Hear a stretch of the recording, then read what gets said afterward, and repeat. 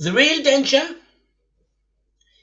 is the situation between Israel and Lebanon / Hezbollah in Lebanon. This is really dangerous because if there is an explosion there, then it will be a big war whereby you'll see Beirut, parts of Beirut and parts of Tel Aviv and Haifa destroyed. The Hezbollah got about 150,000 missiles. That's a big number. The Israelis are very strong too, and therefore if there's a big explosion there, it will be terrible. It will be terrible. And it's not good there at the moment. Another another place where it is really dangerous is the West Bank. Hardly mentioned in the media. I'm very surprised. The West Bank, as I see it, is like a pot with boiling water in it, and the lid is just on it, and it could fall off any moment. Hello and welcome to Frontline for Times Radio. I'm James Hansen, and today we're talking about the latest situation in Gaza and the war between Israel and Hamas with Ahron Bregman, a retired Israeli army officer and senior teaching fellow at King's College London. Ahron, really appreciate your time. Thank you so much for joining us today on Frontline. Thank you for having me, James. I wanted to start just by getting your assessment of where you think we are with this conflict now. We are over 100 days since the atrocities of October the 7th. And yet, the operation in Gaza by the IDF continues. More than 100 hostages are still captive in Gaza. And there doesn't appear to be any sign of Israel completing its objective of eliminating the Hamas leadership. So what is your assessment of where we are at the moment? So far, more than 100 days into the war, and the Israelis have failed to achieve their two key objectives. Number one, as you mentioned, to eliminate Hamas, which is, by the way, impossible. And they also failed to achieve the second aim, which is to release more than 100 hostages kept in tunnels under the Gaza Strip. So from an Israeli point of view, it is not going well, and today they lost 21 troops. But also on the Palestinian side, it's not good because there are so many casualties. By now, we have at least 25,000 people killed in the Gaza Strip, and I believe that by the end this war is over, the number of casualties on the Palestinian side will probably reach 35,000, maybe even 40,000 people. Do you think Israel made a mistake in stating, Netanyahu at the start of this war said his two objectives were to eliminate the Hamas leadership and to free the hostages, and by almost putting them as the dual objectives next to each other, was that a mistake? Because was it ever possible to achieve both at the same time? Would it not have been better, and I appreciate I'm speaking with the benefit of hindsight here, to say first and foremost, we need to recover the hostages, and then we'll deal with Hamas? You are absolutely right, James. These two objectives contradict each other, because if you want to eliminate Hamas, if you want to destroy them, you probably have to kill their leaders. Now, you cannot try to kill their leaders and at the same time try to negotiate with the leaders the release of your hostages. And therefore, by insisting on these two objectives, the Israeli government, in fact, shot itself in the foot, because none of the objectives are so far achieved. The first objective, to eliminate Hamas, is not going to be achieved even in the future. The only little small victory the Israelis could have is to somehow try to release their hostages. I mean, this whole thing about eliminating Hamas, as you say, Ahron, it's almost impossible to achieve because it's quite loosely defined. Do you think in the eyes of the Israeli leadership, they know what they mean by it? Do they mean the political leadership, some of whom are in Qatar, for instance? Do they mean the military leadership, which might be more feasible? Or do they mean extinguishing support for Hamas? Look, Hamas is more than troops and missiles and weapons. Hamas is an idea. And if you want to eliminate, to destroy an idea, you must come up with a better idea. You must come, or Israel must come to the Palestinian people and say to them, look, this is Hamas' idea, and I can offer you a better idea. And if you offer a better idea, then you can win. Killing the Hamas leaders, Yahya Sinwar, who is the head of Hamas in the Gaza Strip, or other people in Qatar, in Turkey, etc., will not bring an Israeli victory. There are always replacements. Israel in the past already they assassinated Ahmed Yassin, who was the founder of Hamas. 3 months later, they killed his deputy, someone by the name of Rantisi. So killing more people is not going to solve the problem. You've got to come up with a better idea than Hamas. And this is the future. Just to put the counter view, Ahron, I suppose many in Israel would point out that given the scale of the atrocities on the 7th of October, Hamas needed to see the strongest possible response from Israel, and that by launching such a large-scale military operation in Gaza, that would ensure security down the line, that it would prevent future attacks. Do you put any store in that argument? James, it will not prevent future attacks on Israel. Israel had to respond because the attack on Israel on the 7th of October was big. 1,200 Israelis were killed in one single day. Never happened before. Parts of Israel was occupied not by an Egyptian army or a Syrian army, but by Palestinians, and kept for more than 8 hours. From a military point of view, it was a great Palestinian success, by the way. You know, their methods were barbaric and should be condemned, but from a pure military point of view, 10 out of 10, they managed to break through the fence separating the Gaza Strip and Israel. They managed to navigate to the settlements, and then they managed to keep it under the control for 8-9 hours, and then to return to the Gaza Strip with more than 200 hostages. So militarily, it was very, very good from their point of view, and Israel had to respond, of course.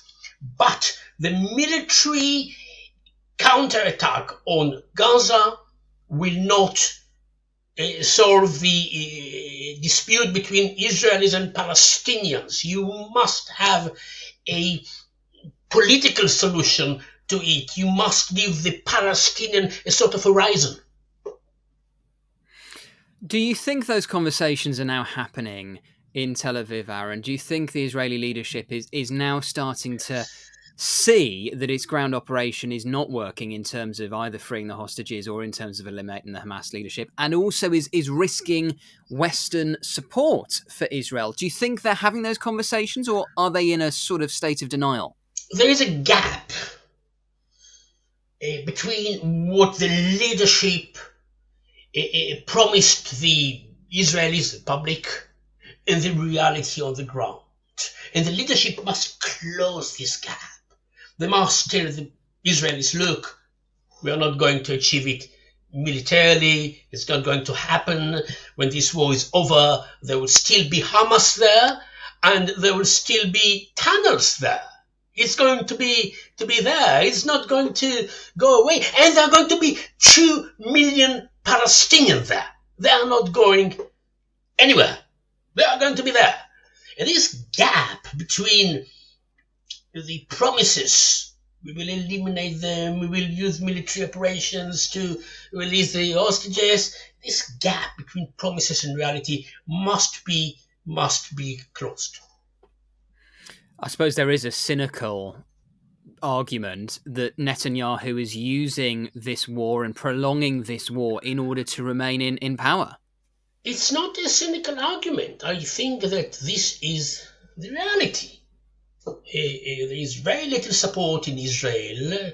This government, Netanyahu, and he understands, he's a clever man, that if operations come to an end, then we are likely to witness massive demonstrations in Israel against the government, against him, because he was the leader who was there when it happened. Not only that, he was the leader who believed in this strategy, which is it's good to have Hamas in the Gaza Strip. And he allowed money to go to Hamas in the Gaza Strip to keep it in place, to keep it alive. So not only that he was there, but his entire strategy has collapsed, and he understands that the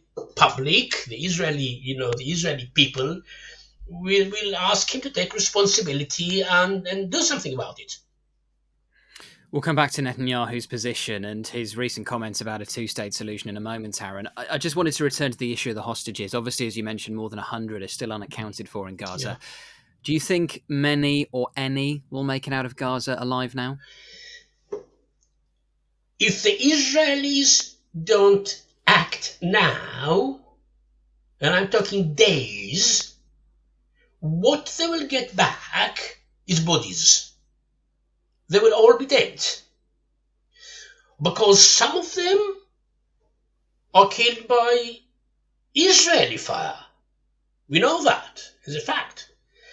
Some of them will be killed by Hamas if Hamas feels that the Israelis get too close to it. Some of them will die because of the conditions there. And therefore, it is urgent for the Israeli government to do something about it. The price they will have to pay is very high, and it is very difficult politically for them to agree to pay the price. But if they could have any victory at all, if this little victory of getting back the hostages, getting them back alive and not dead. And from your sense of things, what is the mood at the moment in Israel? I mean, my impression is that the major concern for the public remains the safety of the hostages, and there's anger that more has not been done up until now, and there is anger at Netanyahu for not doing more to prevent the attacks of the 7th of October.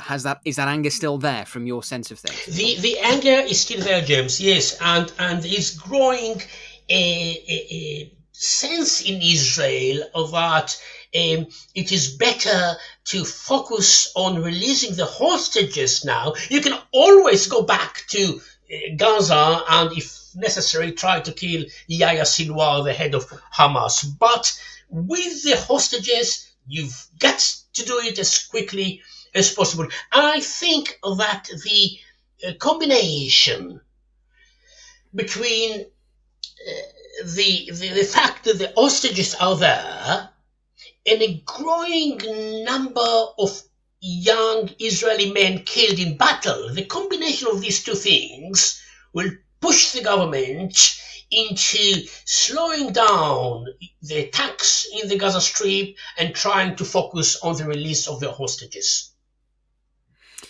Is there any discussion, as far as you can tell, Ahron, about whether Israel's operations at the moment in Gaza risk radicalising a new generation of Palestinians against the state of Israel? I mean, 60 to 70% of northern Gaza is essentially rubble.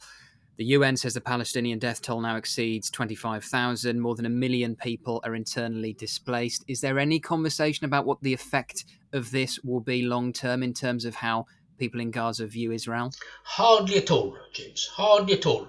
Because you see, I watch Israeli television every day.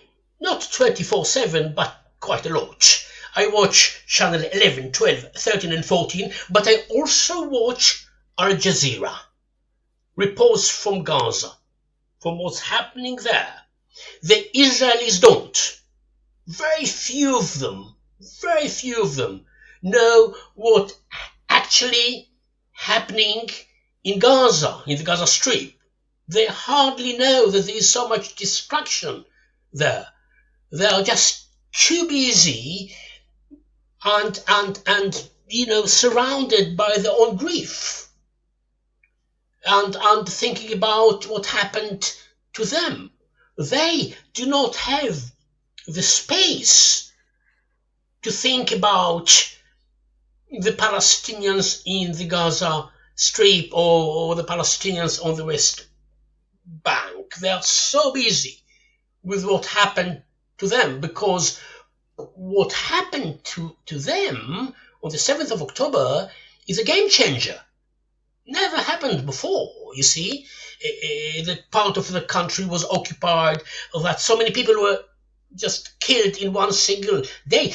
Even in the pogroms against the Jews in the diaspora, the numbers were not so high. And therefore, the Israelis are busy with their own problems, and they don't see what's happening or what is done in their name in the Gaza Strip. Let's just zoom out a bit and look at this conflict in terms of its impact in the wider region and indeed internationally. Obviously, the UK, the US and the West more broadly has been broadly sympathetic to Israel thus far. And yet you could tell, certainly prior to the attacks on the Houthis in the Red Sea, and we'll come on to that, I detected a slight shift of tone from Antony Blinken and Joe Biden and indeed the UK Foreign Secretary David Cameron, just urging increased caution on the part of Israel. It sensed they were edging closer towards calling for some kind of ceasefire in Gaza. Where do you think we are in terms of that debate now? We are, at the moment, situation whereby Israel lost much of the sympathy that you enjoyed immediately after the attack of the 7th of October, because you'd expect it, because on the 7th of October the terrible pictures came out of Israel, and now the terrible pictures are coming out of the Gaza Strip, and the pictures are horrific, and therefore the Israelis lose international support. And we have to remember that it's for Biden, it is an election year, and his own people, especially the young generation in his own party, keep telling him, you've got to stop them. And so from this point of view, the international support that Israel enjoyed is just disappearing. It's just out of the window now. Is it complicated, though, by what we've been seeing in the Red Sea? Obviously, the Houthis have been attacking commercial shipping there. They would say in solidarity with Hamas. We've seen airstrikes from the UK and the US supported by a multinational coalition. There were more only last night. And does the fact that the Houthis have been applying that pressure not make it harder for the West to call for a ceasefire, because they won't want to be seen as giving in to the demands of the Houthis?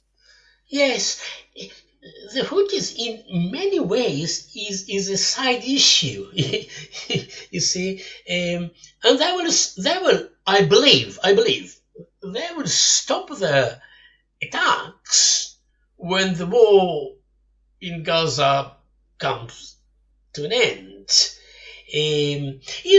The attack which was led by the United States and Britain on the Houthis, militarily, it is insignificant. Totally insignificant. Destroying, some missiles there or some depots or weapons, etc., not going to change anything. They will be able to attack ships from time to time. But the attacks are there to send a message to the Houthis and to groups like them. You can't attack naval shipping. You can't do that. We don't accept it. We, the international community. But these attacks on the Houthis is also done for domestic consumption, especially in the United States. I'm Biden. I'm an old man, but I can still, hit back at the Houthis and do something. Vote for me. So, yes, they do want to send a message that this is not allowed, to attack a naval shipping, etc., but it is also for domestic consumption. If we try and imagine a scenario, Ahron, in which the war ends, in which a ceasefire is agreed, in order for that to happen, Israel needs to be able to claim that some of its objectives have been met. Netanyahu, or whoever the leader of Israel is at that point, needs to be able to sell it to the Israeli people that some of their objectives, at least, have been accomplished. What would that look like? Would that be the return of a certain number of the hostages back? Would that be being able to say we've destroyed X amount of tunnels in Gaza? What can be sold to the Israeli people as, if not mission accomplished, then mission partially completed? You see, when nations fail to achieve their big strategic objectives, what they try to do is to collect small victories. So the Israelis, if you listen to them, to the military, they say, oh, today we destroyed tunnels, today we killed 100 Hamas terrorists, or whatever. This is the best sign that this strategic big one is not there. It's not achieved. The only victory, or small victory, for the Israelis will be the release of the hostages, when the majority of them still alive. Because, as we said a few times now, Hamas is going to be there when the war ends. You cannot destroy them. So the only victory for the relative victory for the Israelis could be the release of the hostages. But again, as I said before, the price will be terrible. They will have to, the price tag for releasing them will be, it will be difficult for the public to swallow it, to accept it. But that's the reality. And what next for Gaza after this war? I mean, both politically in terms of who runs it, but also just in terms of the rebuilding effort that will be required.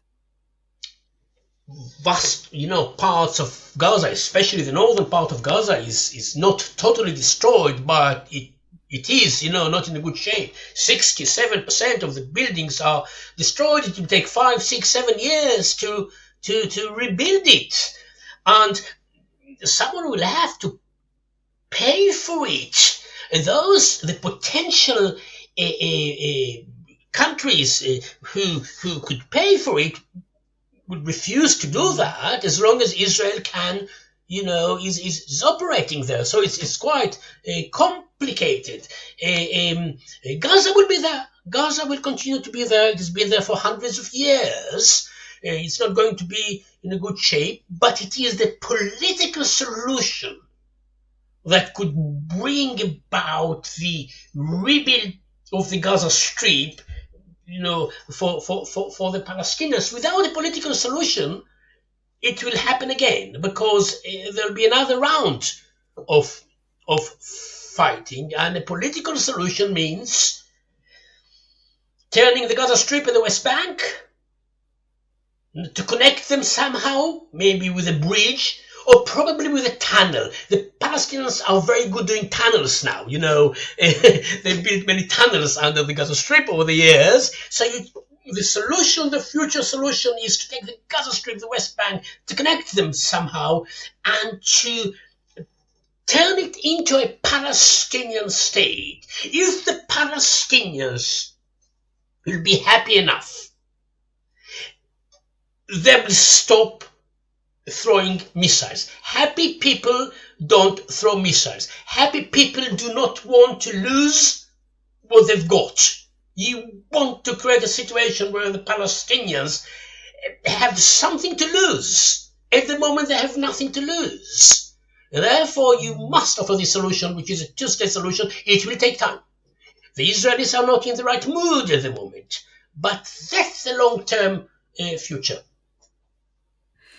Do you see any realistic prospect of that, though, Ahron? Because we've had in the last week Netanyahu's comments dismissing the notion of a two-state solution. I mean, a lot of people would agree with what you've just said, but realistically, can you see it happening? Netanyahu is not going to be there forever. And the Israelis do not have any other option but to have a two-state solution. Because you see, James, between the sea and the Jordan River, there are at the moment around 10 million people. 5 million Jews / Israelis and 5 million Palestinians or non-Jews. If the Israelis wait another 20 years, the majority of the people between the sea and the Jordan will be non-Jews. And then the Israelis will face a reality whereby they could either allow them to participate in general elections, in which case it will be a Palestinian government, or the Israeli, the minority, could say, no, you cannot vote in elections, in which case Israel will turn itself into an apartheid state. And therefore, the Israelis must separate for the Palestinians if they want to survive in this region. Who would have the authority in the current geopolitical atmosphere, though, Ahron, to broker that kind of agreement? Would it be President Biden? We don't know whether he'll be president in 12 months' time. Could you see Trump doing it? I mean, who could broker such a deal? Well, the Americans will have to lead the process. And the American, Biden, I believe, is the last real supporter of Israel. The last real supporter of Israel. The new American leadership, the future American leadership, is to be found in the Ivy universities. And they don't accept what Biden is doing, which is offering such a support to Israel. So America is changing, and in the future their leaders will put pressure on the Israelis to compromise. I'm talking medium and long term, 10, 20, 30 years. Things are not going to be resolved overnight. And what we also need is, in international relations, there is a term which is called ripeness. The fruit is ripe and you can eat it. What we need is ripeness in the region. And by ripeness, I mean Israelis and Palestinians exhausted enough to understand that the future is some sort of compromise. And the moment they are exhausted enough, it's terrible to say that. I don't want to say, but I'm going to say that you need enough blood on both sides for this ripeness to be achieved, but that's the reality. When the situation is ripe, it will happen. This could take 10 years, 20 years, 30 years, but this is the only solution, a separation between the two parties. Just finally, Ahron, we mentioned a moment ago the situation in the Red Sea currently with the Houthi attacks and the airstrikes that the West is launching on Yemen. Do you still fear that the conflict we're seeing in Gaza could escalate further in the region? The real danger is the situation between Israel and Lebanon / Hezbollah in Lebanon. This is really dangerous because if if there is an explosion there, then it will be a big war, whereby you'll see Beirut, parts of Beirut, and parts of Tel Aviv and Haifa destroyed. The Hezbollah got about 150,000 missiles. That's a big number. The Israelis are very strong too, and therefore if there's a big explosion there, it will be terrible. It will be terrible. And it's not good there at the moment. Another boiling, another place where it is really dangerous is the West Bank. Hardly mentioned in the media. I'm very surprised. The West Bank, as I see it, is like a pot with boiling water in it, and the lid is just on it, and it could fall off any moment. It's a terrible situation there, and I'm surprised that there is no pressure on Israel to release the pressure there. And you could release the pressure there, because the main problem is that the West Bankers are not allowed to go into Israel and, work there. Usually you have 150,000 Palestinians working there on a daily basis. All of a sudden they are not allowed to go into that. I understand the Israeli concern, but these people need to put food on the table, and if you want to release the pressure there, you should allow them back into Israel. So the two flashing points, I would say, are North Israel and South Lebanon, and the West Bank. These are the two dangerous places. Ahron, it's been brilliant to get your perspective on things and your insights. Thank you so much for joining us today on Frontline. Thank you very much, James, for having me. All the best.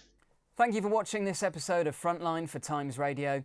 For more on the war in Ukraine, subscribe to the Times Radio YouTube channel. Listen to Times Radio on your digital radio, or you can read the Times online with your digital subscription or in print. Thank you and goodbye.